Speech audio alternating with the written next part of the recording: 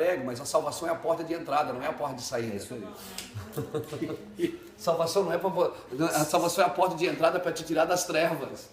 Salvação não é. Cara, isso é tremendo quando você entende salvação e senhorio. Jesus não é Senhor dos salvos, Ele é Senhor dos senhores. Porque Ele te salva para ser Senhor.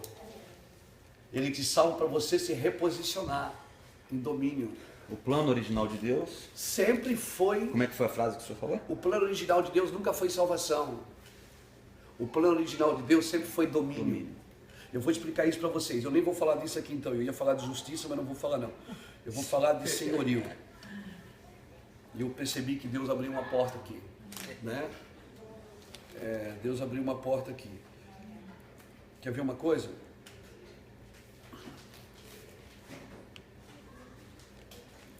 Jesus veio o quê? Para resgatar o que se havia perdido. A ideia original de Deus qual era? Dominar sobre todas as coisas. Aí ao contrário, o homem pegou o domínio e domina sobre pessoas. Pessoas você não domina, você conduz. Você domina sobre coisas. Você lembra um homem que Jesus curou, que cuspiu nos olhos dele e disse: o que é que tu vês? Ele disse: eu vejo os homens como árvores. Jesus disse: não, tá bom não, vem cá. Porque se você vê pessoas como coisas, você vai tratá-las como coisas. E coisas você domina, pessoas você conduz. Então toda liderança. Agora escuta isso. Escuta isso. Cara, diante de Deus, Deus está levantando uma geração que entendeu o que é servir. O primeiro homem a dominar outro homem na terra foi um homem chamado Nimrod. Foi o cara que criou a Babilônia. Ele foi o primeiro mercador de escravos que o mundo conheceu. Nimrod foi o primeiro homem que algemou um homem e vendeu ele como escravo. Por isso que todo lugar que homens dominam sobre homens, o princípio é babilônico, não é celestial. É verdade. Porque o céu não é eu mando e você obedece, o céu é façamos nós. Até na criação o homem participou. Deus chamou Adão para participar da criação, porque é Adão que colocou o nome no que Deus criou. Adão participou. Por isso que Salmo 8, verso 4 diz assim, ó, que um pouco menor do que Deus ele nos fez, de glória e honra nos coroou, nos deu domínio. Oh, Jesus.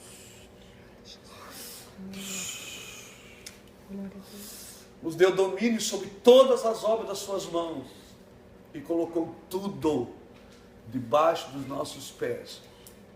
Então se Deus me deu domínio sobre as obras das suas mãos, então Ele me deu domínio sobre os homens. O homem não é obra da mão de Deus, é obra do coração de Deus.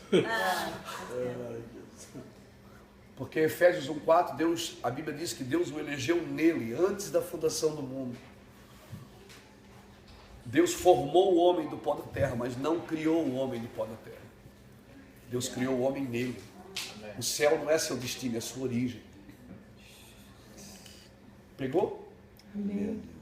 O céu é sua origem. Aleluia. Deus te elegeu nele. Quando Deus criou uma árvore, o que é que Ele disse para a árvore? Nasce? Não, Ele diz terra, produz árvores. Por isso que quando você arranca uma árvore da terra, ela morre, porque ela é desligada da fonte de vida. Quando Deus criou um peixe, Deus disse peixe nasce? Não, Ele disse mar, água, produza peixe. Quando você tira um peixe da água, o que acontece? Ele morre. Agora quando Deus criou o homem, Ele não terceirizou. Ele não mandou ninguém fazer. Ele disse, façamos nós, o homem, a nossa imagem e a semelhança. Por isso que todo homem que anda longe de Deus, ele morre. Espiritualmente, ele não entende o seu propósito. Nós temos que voltar ao propósito original. Por isso quando Jesus fala de divórcio, o pessoal fala assim, ó, mas Moisés deu carta de divórcio. Aí Jesus diz o quê? Deu carta de divórcio por causa da dureza dos vossos corações. Mas no princípio não era assim. Meu Deus. Porque no princípio o que era? Era um homem e uma mulher. Então nós temos que voltar ao princípio para fazer a coisa certa. Amém. O princípio era um homem e uma mulher. Por que Deus tem que criar regras? Regra é a quebra do princípio. Por que Deus teve que escrever não matarás? Porque Caim matou Abel. Se ninguém matasse ninguém, não precisava de uma regra. A regra é a quebra do princípio. A lei é a quebra do princípio. Agora nós achamos o quê? Que a graça veio depois da lei. A graça veio antes. A lei veio para quem não entendeu a graça. Porque quem é que O que é que eles fizeram para sair do Egito? Nada. Deus disse, eu vos tirei com mãos fortes. Eu vou descer e vou falar com vocês. Quando Deus desceu, eles saíram correndo e disseram, fala tu, Moisés, e ouviremos, mas não fale Deus para que não honramos. Até hoje, as pessoas preferem alguém que fale em nome de Deus. Meu Deus. Quando Deus quer falar com ela. Aí Jeremias, no capítulo 31, Jeremias profetizou e disse assim, eis que naqueles dias renovarei a aliança com a casa de Jacó, e não como a que eu fiz com os vossos pais, porque eles invalidaram a minha aliança. Mas eu colocarei a minha lei no vosso interior, e ninguém mais ensinará o seu próximo, porque todos me conhecerão, desde o maior até o menor. Amém. A lei qual era? A lei, quando passava uma mulher bonita, e você saía com ela, você transava com ela, para você ser apedrejado, você tinha que ser pego em adultério. Se você não fosse pego, você continua adulterando. Porque a lei estava escrita numa pedra. Agora Deus pega a lei e coloca no seu interior, é o Espírito Santo que está aqui. Quando passa uma mulher bonita que você olha, na hora ele diz, ô cabeça, essa mulher não é sua. Na hora você checa lá, mandará lá baixar. Por quê? Você foge. Então o que é mais difícil, andar na lei ou na graça? Na graça. A graça não é uma oportunidade para pecar. É isso aí. A graça é para tirar você mais rápido do pecado. Amém. Amém. Agora a salvação é por graça. Pela graça sois salvos, isso não vem de vós, é dom de Deus. Agora reino é por obras. Reino é conquistado à força, diz o Senhor.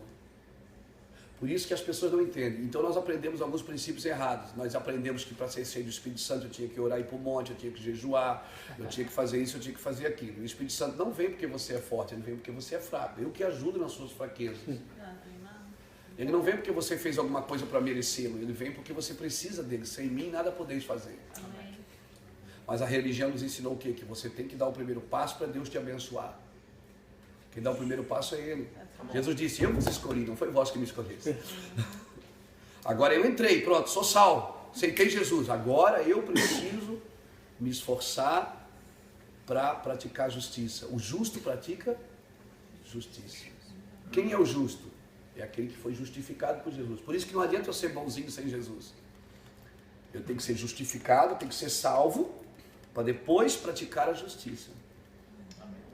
Reino é prática de justiça. Tem salvos que não conhecem o reino. Por quê? Porque eles são salvos, mas não praticam justiça. Vão ser salvos, pastor? Vão para a glória? Vão. Mas não vão governar com Cristo. Lembra que Jesus fala das parábolas? Ele diz assim, a vós que foste fiel no talento, eu te darei, se fosse no 3, eu te darei 5. Se fosse no 5, eu te darei 10. Se fosse fiel, guardasse a mina, eu te darei, sobre 10 cidades terás autoridade. Lembra da parábola das 10 minas? Então isso o que aqui está dizendo? Jesus diz o que? Você vai governar comigo. Aquele que vencer, herdará comigo todas as coisas e sentará comigo no meu trono, assim como eu me assentei no trono do meu Pai, porque eu venci. Agora vencer o que se Jesus já venceu para você? Jesus venceu para você a salvação, não o reino. O reino é você que tem que conquistar. Amém. E aí sempre aquela briga de Calvino e Armínio. Calvino diz que quem dá o primeiro passo é Deus. Armínio dizia que quem dá o primeiro passo somos nós. E os dois estão certos. Deus dá o primeiro passo, eu entro na salvação e agora pela salvação eu preciso crescer em justiça. Eu preciso praticar justiça, porque a noiva, ela está ataviada com linho fino, que são os atos de justiça dos santos. A noiva, ela tem que se vestir de justiça. A igreja, ela tem que praticar justiça. E o que é praticar justiça? É dar ao outro o que lhe é de direito. Qual é o seu direito? Você tem um direito, eu tenho uma obrigação. Seu direito é ser amado. E o meu direito, minha obrigação é te amar. Se eu pratico o teu direito, alguém vai praticar o meu. Então a igreja precisa se reposicionar em Deus. Então deixa eu ver aqui. A quantidade de salvos, ela não determina o destino de uma nação. Por que tem igreja que cresce, a cidade cresce o crime, cresce a prostituição? Você nunca perguntou isso para Deus? Eu perguntava isso a Deus. Por que a nossa cidade de Itajaí está crescendo? Todo dia no jornal tem morte, tem isso. Por quê? Porque nós somos salvos, mas ainda não somos senhores. Não dominamos o mundo. E aí, aí o que acontece? Aí nós queremos ser candidato a presidente, a governador, a deputado, achando que isso é o governo. Isso não é o governo, a autoridade não é essa. Quem tinha o governo do Egito, quem era? Era Faraó, mas quem é que tinha autoridade? Era José. É verdade. Faraó governava no tempo de fartura, no tempo de necessidade, só homens de revelação governam. E nós estamos vivendo um tempo de escassez espiritual. Quem é que vai governar nesse tempo? Homens de autoridade. Então nós não podemos mais ir uma igreja só para cantar e pregar. Nós temos que ir porque nós temos um propósito. Amém. Quando eu chego numa cidade, cara, a primeira coisa que eu faço é levantar um altar de Deus. Eu domino sobre esta cidade. Esse lugar é meu, é do meu Senhor. Amém. Eu proíbo o diabo. Cara, nós temos que tomar o senhorio. Porque você não vai vencer nenhuma guerra aqui embaixo sem vencer ela aqui em cima. Ah? Não é? Agora como é que se vence a guerra? Moisés adorava aqui em cima, Josué guerreava lá embaixo. Arão e Hur seguravam aqui no braço. Quem é que venceu a guerra? Uma equipe. Uma equipe. É uma equipe. Deus só trabalha com equipe. Por isso que a primeira coisa que Jesus fez no ministério foi levantar uma equipe. Não foi levantar um templo. Então hoje nós temos templos lindos, mas não tem equipe. Equipe de proclamadores, adoradores e intercessores. Adorador, intercessor e proclamador. Né? É os três que Jesus levantou da terra. Pedro, Tiago e João. Pedro era o proclamador, foi ele que começou a igreja. João era adorador, é aquele que deitava a cabeça no peito. E Tiago foi o que morreu pela igreja, o intercessor. Né? A mesma coisa tinha no céu. Deus começa a igreja, Jesus morre por ela e o Espírito Santo termina ela em Apocalipse. Porque tudo que acontece na terra é reflexo do céu. Verdade. Tudo que acontece na terra é reflexo do céu. Davi separou 3 famílias. Ele trouxe a arca para Jerusalém, botou a arca em Jerusalém e separou 3 famílias ao redor da arca para adorar a Deus. Por 40 anos eles adoraram a Deus. A família de Jedutum, a família de Amã e a família de Asaf.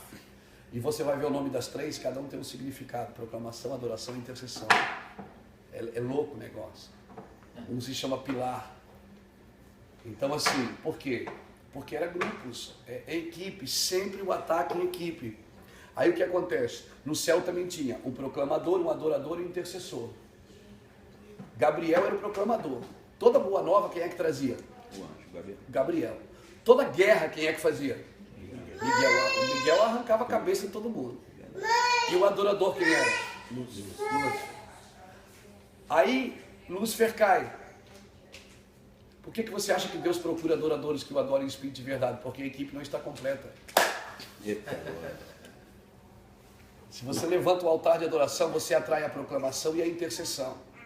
Então, nosso trabalho é levantar altares de adoração.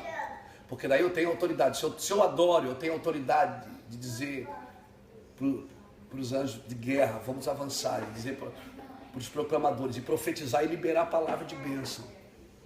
Entendeu? Mas esses caras, o que acontece hoje? A nossa igreja, né, vocês sabem, vocês estão nos púlpitos, nós também. O que acontece? Tem mais exibição do que adoração. Não se constrói nada fora do púlpito. Fora do púlpito não se tem aquela vida. Poucos homens, poucas mulheres têm a vida com Deus fora do púlpito. De construir um altar de adoração, de buscar a Deus. Por quê? Porque no altar, no púlpito, o que eu vou falar agora é forte, hein? É forte para mim, Deus falou isso para mim. No púlpito nós ganhamos oferta, mas no altar nós somos a oferta. Meu Deus. No altar ninguém tira foto com a gente, ninguém compra o nosso CD, ninguém quer bater palmas, ninguém no altar, não tem nem oferta, nós somos a oferta ali, como sacrifício vivo, santo e agradável a Deus, que é o vosso culto racional, ou seja, eu vou fazer isso porque eu estou entendendo o que eu tenho que fazer. Então é isso que eu comecei a entender de 10 anos para cá. E eu comecei a entender e comecei a andar em outra pegada, em outro lugar. E Deus está levantando uma geração, brinco, que está entendendo isso. Deus está levantando, Robert, uma geração que está entendendo isso. Uma geração que sabe... E por isso Deus vai nos abençoar muito. Amém. É uma geração que Deus vai abençoar muito, que Deus vai dar muito recurso. Entendeu? Se a gente entender o que nós temos que fazer com esse dinheiro, com essa fama, porque Deus vai nos deixar famosos, tá? Deus vai nos deixar famosos, porque Deus deixa, ele não esconde uma lâmpada debaixo de uma vasilha. Ele coloca no alto para que ilumine toda a casa. É Deus que faz isso. No altar ninguém tira foto com a gente, ninguém compra o nosso CD, ninguém quer bater palmas, ninguém no altar, não tem nem oferta, nós somos a oferta ali, como sacrifício vivo, santo e agradável a Deus, que é o vosso culto racional, ou seja, eu vou fazer isso porque eu estou entendendo que eu tenho que fazer. Então é isso que eu comecei a entender de 10 anos para cá. E eu comecei a entender e comecei a andar em outra pegada, em outro lugar. E Deus está levantando uma geração, brinco, que está entendendo isso. Deus está levantando, Robert, uma geração que está entendendo isso. Uma geração que sabe, e por isso Deus vai nos abençoar muito. Amém. É uma geração que Deus vai abençoar muito, que Deus vai dar muito recurso. Entendeu? Se a gente entender o que nós temos que fazer com esse dinheiro, com essa fama, porque Deus vai nos deixar famosos, tá? Deus vai nos deixar famosos, porque mas Deus deixa, ele não esconde uma lâmpada debaixo de uma vasilha. Ele coloca no alto para que ilumine toda a casa, é Deus que faz isso. Agora, João Batista, a Bíblia diz que ele crescia e se fortalecia no deserto, até o dia que Deus o apresentou a Israel. Quem apresenta é Deus. Nós não vamos ter padrinho, é Deus que vai nos mostrar. É Deus que vai nos mostrar. Então, é esse coração que nós precisamos ter no Brasil, na América, na Europa, onde Deus nos levar. Eu sou um altar, eu vim aqui levantar um altar de adoração para o meu Deus. Tem países que eu não vou para pregar, eu vou só para orar. Eu vou só para ficar lá sozinho. Eu fui para a Suíça, nós fomos para a Suíça, ficamos 2 dias só adorando a Deus. Para a Suécia, só adorando a Deus, na casa do Denis. Adorando, daqui a pouco fizemos um culto na casa, começou a chegar algumas pessoas, um sueco, a família dele foi batizada com o Espírito Santo, foi tremendo. Então assim, nós precisamos entender isso. E aí você acha que Deus vai deixar a gente com necessidade? Não, cara, Deus vai dar para a gente poder fazer. Nós vamos andar um tempo que nós que vamos comprar nossas passagens. E nós vamos com o nosso dinheiro, com a nossa passagem. E quanto é que custa? Nada. Nós vamos aí. Se quiser dar, eu não trabalho para a igreja, eu trabalho para Jesus. Não é a igreja que me sustenta, quem me sustenta é Jesus. Então nós temos que entender isso, gente, que Deus vai levantar gente para cuidar da gente. Deus vai levantar gente para cuidar da gente. Hoje, né, o Rafael conhece a minha vida, eu tenho pessoas que Deus tem levantado com avião, tem homens lá que têm aviões próprios, que viajam comigo, me levar para pregar. Eu não tenho, mas Deus deu para eles. E eles cuidam da gente. Deus dá dinheiro para as pessoas cuidar da gente. Eu ando num carro que eu ganhei, moro numa casa que eu ganhei. Então assim, mas nós precisamos ter um propósito, não um ministério. Deus não sustenta teu ministério, Deus sustenta o teu propósito. Amém. Meu Deus. Deus não exalta homens, Ele exalta o propósito. Aleluia. Deus exalta a verdade. Todo homem que estiver exaltando a verdade vai ser exaltado por Deus. Meu Deus. Nós precisamos entender isso, que Deus, Ele unge os homens, mas Ele exalta a verdade. O trabalho de Deus é levantar a verdade. Todo homem que estiver levantando a verdade. Cara, por isso que a Bíblia é categórica, ela não esconde o pecado de ninguém. Você sabe que Abraão mentiu, que Salomão pecou, que Davi adulterou, entendeu? Porque Deus deixa claro. Eu disse assim, agora você percebe uma coisa, nenhum deles perdeu o propósito. Sofrendo no ministério, mas por quê? Porque eles pecaram porque eram homens, mas eles tinham ministério. Isso não é uma legalidade para pecar. Né? Você lembra de Sansão? Sansão, qual era o propósito de Sansão? Sansão vai nascer, ele vai crescer. O anjo apareceu para a mulher, em Juízes capítulo 13, para Zeruia, esposa de Manoá. E o anjo falou para ela, teu filho vai ser diferente, ele vai ser nazireu de Deus. Ele vai destruir os filisteus. Aí, quando ele aparece de novo, Manoá pergunta assim para ele, tá bom, e quando o menino nascer, como é que a gente cuida desse menino? Veja bem, se esse menino é especial, ele vai fazer algo especial, eu não posso alimentar ele com algo da terra, eu preciso saber o que é que o céu tem para ele. Vocês estão entendendo? Você percebe que toda vez que Deus trabalhava com o povo dele, ele mudava o cardápio. Quando Deus levou o povo para o deserto, ele mudou a comida vinha do céu agora. Não vinha mais da terra. E aí eu vejo hoje líderes fazendo curso de administração para administrar a igreja. Igreja você não administra com a cabeça, você administra com o coração, gente. Você administra seu ministério com o coração, porque vai ter lugar que você está lá pregando, Deus vai dizer, ó, deixa tudo aqui que você vendeu, dá oferta, e ainda dá uma oferta para o pastor. Tem lugares que eu fui pregar, voltei para casa de pé, sem carro. Por quê? Porque Deus dá o provedor. Deus dá pão para o que come, mas dá semente para o que semeia. Nós somos provedores, nós não somos mendigos espirituais. Amém? Não é a igreja que nos sustenta, quem nos sustenta é o Senhor. Amém. É o Senhor que nos mantém. E nós precisamos ter essa cabeça, né? Porque, irmãos, a cortina vai fechar e o show vai acabar. Glória a Deus. Mas ainda vai ter um povo desesperado por Deus ainda. E Deus está guardando algumas pessoas para esse tempo, um tempo de escassez, que Amós profetizou no capítulo 8, versículo 11. Amós disse que haveria uma fome sobre a terra, e não seria fome de pão e nem sede de água, mas de ouvir a palavra de Deus. Andariam errantes de mar em mar, procurando a palavra e não encontrariam. Então, querido, você quer ver uma coisa? Abra aí comigo Romanos capítulo 1.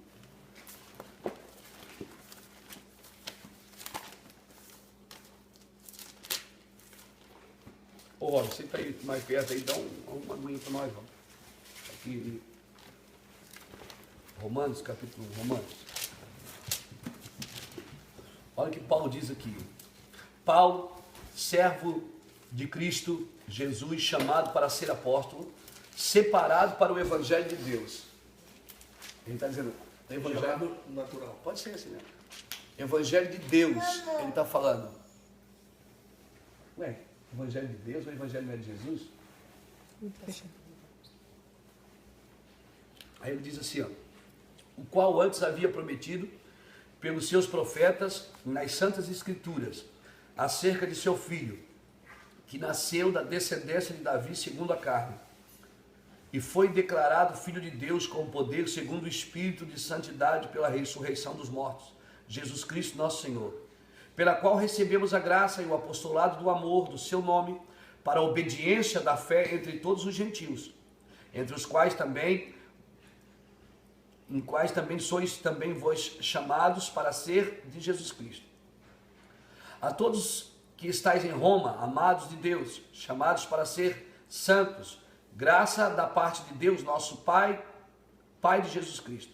Primeiramente, dou graça ao meu Deus por meio de Jesus Cristo, no tocante a todos vós, porque a todo mundo é anunciado a vossa fé. Olha o que ele diz aqui no verso 9. Deus, a quem sirvo em meu espírito, no evangelho de seu filho. Peraí, lá em cima ele está falando do evangelho de Deus. Aqui ele está dizendo o evangelho de seu filho. Isso aqui fala do que eu estou falando para vocês. Um salva e o outro reposiciona. A ideia, Jesus não pregou salvação. Jesus pregou arrependei-vos porque está próximo o reino. Jesus ele não falou de salvação, ele falou de reino.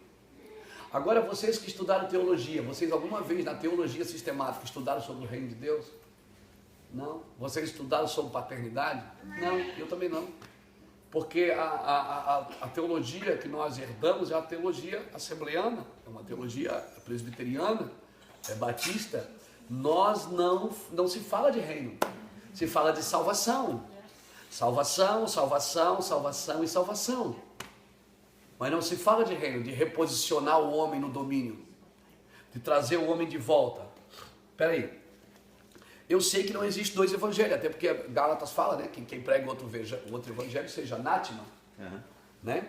Mas dentro de um tem dois propósitos, um salva e o outro a senhoria. Quando o Senhor perdeu, que o homem pecou, o Senhor perdeu o que? O Senhor perdeu o homem, ele perdeu o que ele fazia através do homem, porque Deus vinha conversar com Adão todo dia. Adão não precisava ser curado, porque Adão tinha saúde divina. Adão tinha 100%. Eu não acredito que, como a ciência diz hoje, que o homem só usa 10% da capacidade da mente, né? 8, 9, né? Você acha que Deus faria uma coisa com 100 para usar só 9? Onde é que o homem perdeu? Ele perdeu no Éden. Com certeza o homem perdeu no Éden. Como é que ele colocou o nome em todos os animais? E nas aves que voam? E nos peixes das profundezas do mar? das águas, do rio, porque o jardim tinha 4 rios. Como que ele colocou esses peixes, o nome em tudo? Tá aí uma pergunta, não sei. Será que ele voava? Não sei. Amém, deixa pra lá.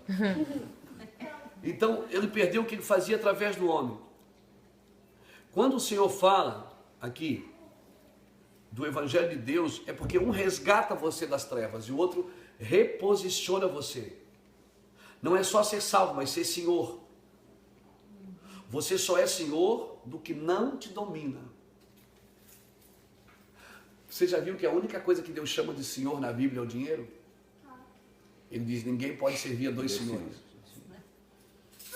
Porque o maior concorrente de Deus pela vida do homem é o dinheiro, não é nem o diabo. O diabo já foi vencido na cruz. Meu Deus. O homem não cai mais pelo diabo, ele cai pelo dinheiro, pela fama, pelo sucesso, pelo poder. Né? Então o que acontece? Deus, a única coisa que Deus chama de senhor, ele diz. Ninguém pode servir a 2 senhores, o há de servir a um Então o que acontece? O que Deus fala acerca do dinheiro? Que o dinheiro vai correr atrás de nós. Nós vamos ter muito, nós precisamos ter muito. Eu preciso ter muito dinheiro, eu cuido de muita gente. Eu viajo o mundo inteiro aí, eu gasto hoje aí uns 300, 350, 400 mil reais por mês na obra de Deus. Então eu preciso ter dinheiro. Agora o problema qual é? O que eu faço para ter esse dinheiro? Porque o problema não é ter, o problema é que Deus não dá para me ter, Ele dá para me fazer. Eu não posso ter, claro que eu posso. Mas eu preciso entender que o que eu tenho é para mim fazer algo com isso. Por isso nós gastamos dinheiro com gente. O evangelho da salvação, ele é diferente do evangelho do reino. O evangelho da salvação, ele te liberta. O evangelho do reino, ele te estabelece. Jesus te salvou para você praticar a justiça de Deus. Há salvos que ainda não herdaram o reino. Por quê? Porque ainda não praticam justiça. Primeiro ele te salva, depois ele te dá o reino. Por isso que Jesus disse, eu sou a porta. Se você não entrar por Jesus, você não pode viver o reino de Deus. Jesus disse, eu sou a porta. Você não entra sem Jesus, porque é Ele que te salva. Então vamos lá. No reino você entende que você já é senhor. Tem gente que acha que se não tiver riqueza é maldito. E infelizmente a gente tem ouvido isso em alguns evangelhos, irmãos. É por quê? Porque ele entrou pela graça, mas ainda não entrou no reino. Por quê? Porque na realidade do reino, você sempre vai ter mais. Você sempre vai ter mais do que você pode mostrar. Sempre. A realidade do reino, assim, é diferente. Você tem, mas aquelas coisas não dominam você. Você pode ter um relógio, um Rolex, mas essa coisa não domina você. Você pode ter um avião, mas tudo que você tem, ele tem um propósito do reino. Você tem aquilo para fazer algo para Deus. Deus te deu aquilo, por isso que ele diz, negociai até que eu venha. Deus te deu aquilo para um propósito, né? Quando a Bíblia diz assim o quê? Conhecer e prosseguir em conhecer. Conhecer é salvação, prosseguir em conhecer é reino. Porque você entrou, você tem que continuar. Você lembra daquela parábola que Jesus fala, filhinhos, eu vos escrevo, 1 João capítulo 2, versículo 15, filhinhos, eu vos escrevo. Quem é o filhinho? O filhinho foi o que aceitou Jesus. O Senhor diz o que para ele? Filhinhos, eu vos escrevo porque os seus pecados foram perdoados. Mais na frente ele diz, jovens, eu vos escrevo porque a minha palavra está em vós e já venceste o maligno. Depois ele diz, pais, eu vos escrevo porque conheces aquele que é desde o princípio. Você vê a diferença do filhinho, porque o filhinho é perdoado da culpa do pecado.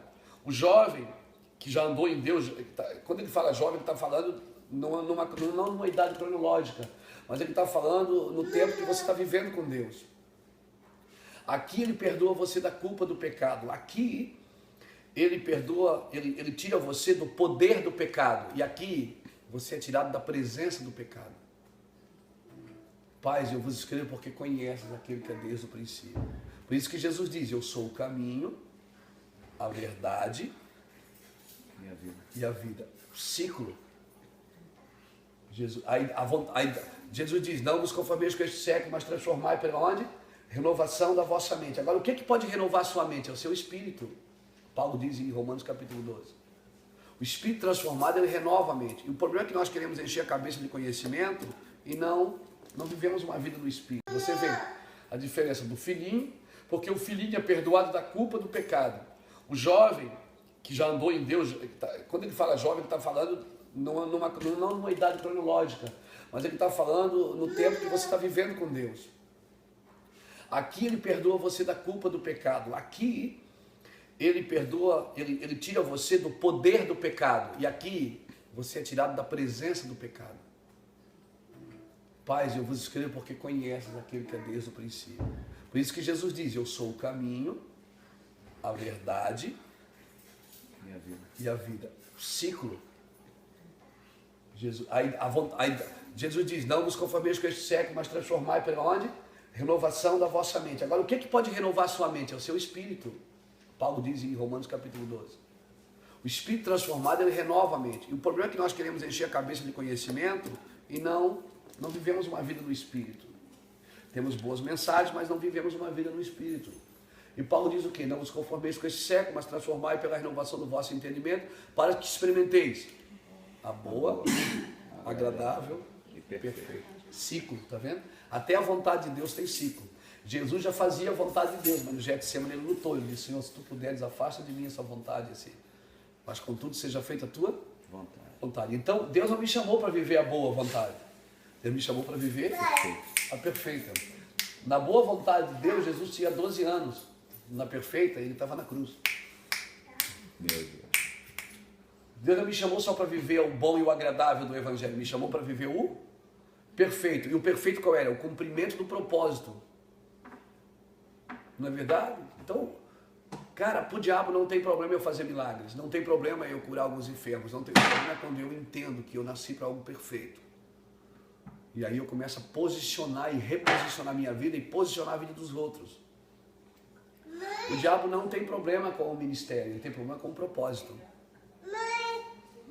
Mas por isso que tem gente que perde o propósito e continua no ministério. Mas perdeu o propósito. Nós precisamos resgatar o que se havia perdido. Olha, quando você lê isso aqui na Bíblia, não dá vontade de perguntar, meu Deus, mas o que é isso que Deus está falando aqui? O escritor de Hebreus diz o quê? No capítulo 5, versículo 11, o escritor de Hebreus diz assim, a esse respeito temos muito que dizer, mas de difícil interpretação. Porque vos tornastes tardio em ouvir. Capítulo 5, versículo 11. Versículo 12 agora. Com efeito, devendo já ser mestres, por causa do tempo decorrido, ainda necessitais de alguém.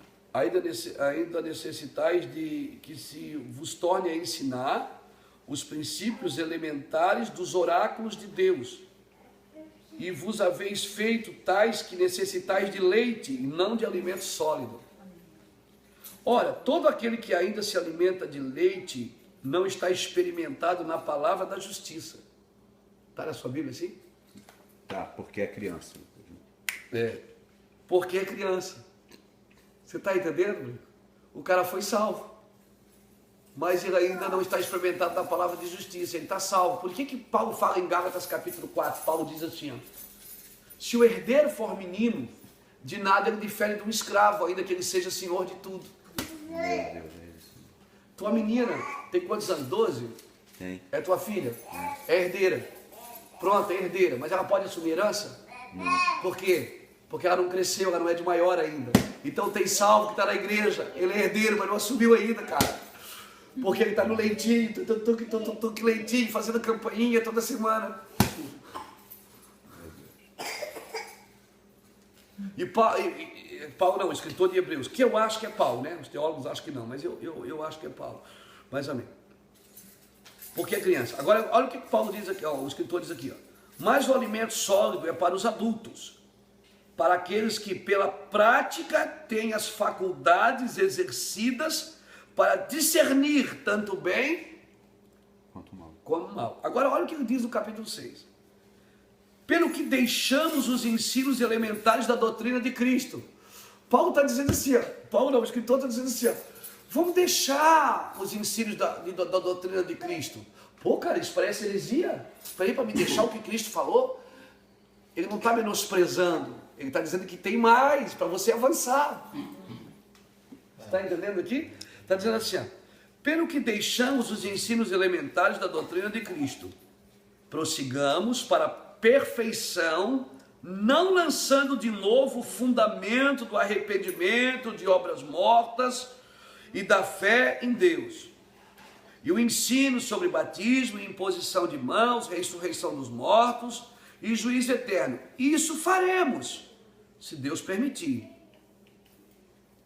Agora olha o que ele diz aqui. É impossível que o que já uma vez foram iluminados e provaram o dom celestial e se fizeram participantes do Espírito Santo e provaram da boa palavra de Deus e os poderes do mundo vindouro e depois caíram, sejam outra vez renovados para o arrependimento, porque de novo estão crucificando para si mesmo o Filho de Deus, expondo ao vitupério. Poxa, peraí, Jesus está dizendo que não tem mais cura para aquele cara ali? O cara pecou, quer dizer que não tem mais? Tem salvação, mas o ministério nunca mais será o mesmo. Caio Fábio é o mesmo?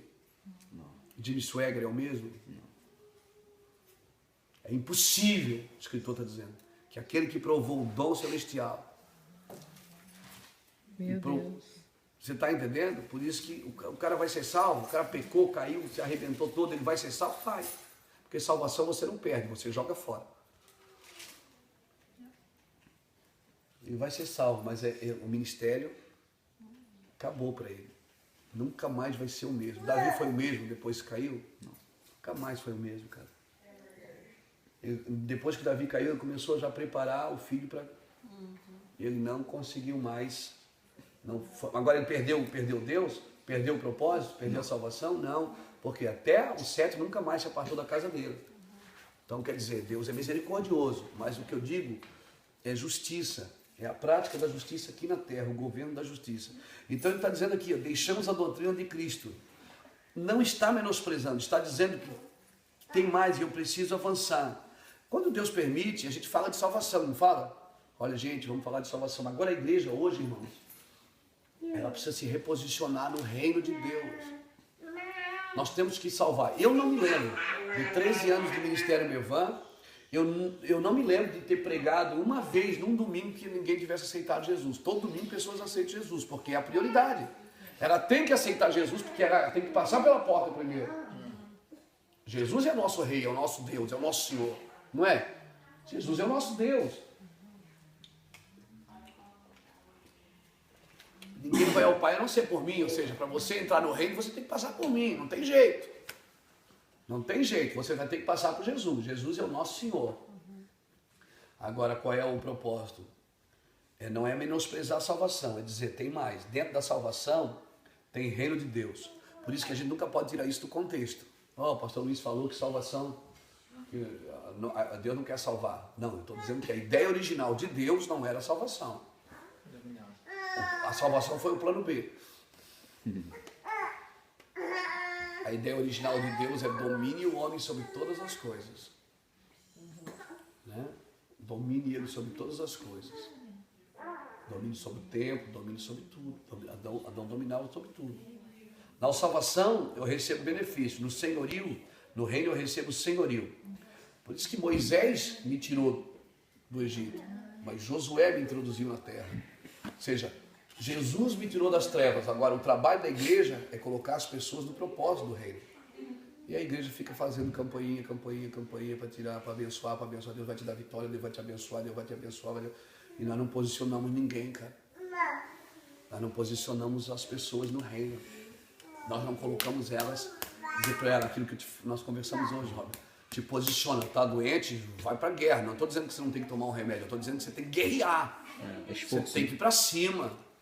É reino, eu sou dono aqui, quem manda aqui sou eu. Mas o mundo é do diabo. Deus nunca deu a terra para o diabo. Salmo 24 diz que a terra pertence ao Senhor e a sua plenitude. Aleluia. O diabo governa, pode governar a política, pode governar a mídia, pode governar algumas coisas. Mas o governo do mundo espiritual é do Senhor. Amém. E ele quer posicionar a igreja. O que é que ele diz para a igreja? Senta-te à minha direita, até que eu ponha os inimigos por estrado dos teus pés. Jesus nos tira do Egito, a igreja nos reposiciona. O Senhor O Senhor, às vezes mas o Senhor está irado com... Você acha que o Senhor está irado com os pecadores? Você acha que a ira de Deus é contra os pecadores? Não é não. A ira de Deus é contra a igreja. Está na Bíblia. Romanos capítulo 1 diz assim,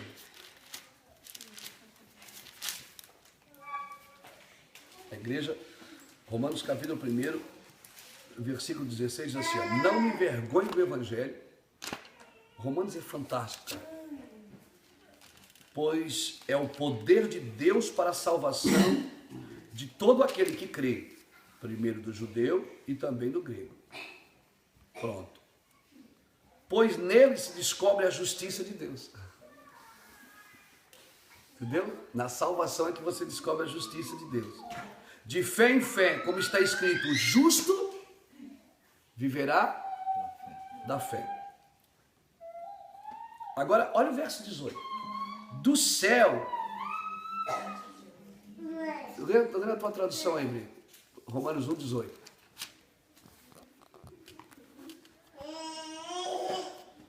Romanos 1, 18, né?